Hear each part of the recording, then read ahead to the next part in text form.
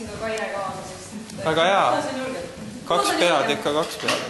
Tegelikult me arutasime üsna kitsa teemal ja selle teemal, et kuidas saaks tervishoiu rahastamissüsteemi muuta niimoodi, et inimene ise saaks sellest ka natukene mõningatel juhtudel rohkem kasu kui hetkel.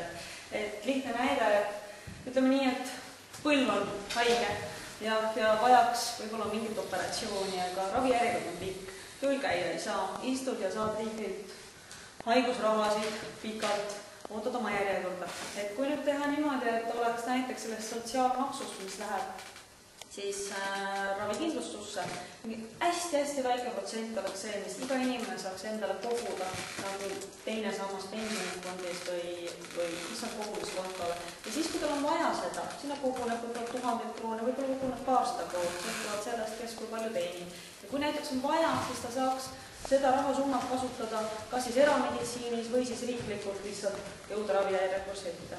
Ja kokkuvõtvalt see siis vähendaks riigi poolt makstavaid haigusrahasid, ravimi dotatsioone ja kokkuvõttes riik võidaks sellest. Lüheneks samuti ravijärjekorrad, inimesed saaksid paremat abi, oleks tervemad. Ja loomulikult me toetaksime ka erasmeditsiini kui ettevõtlusvormi, sest kes paljud praegu mõtlevad, et see on nii kallis, ma näen enne seisen seal riiklikus haiglas kuid, samal ajal kui tal on see raha kogunud, ta saab minna ja saada kiirelt efektiivselt ravit.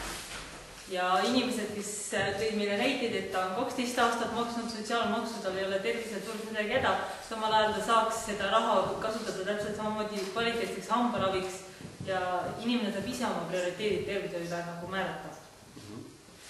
Suurepärane, aitäh, bravo!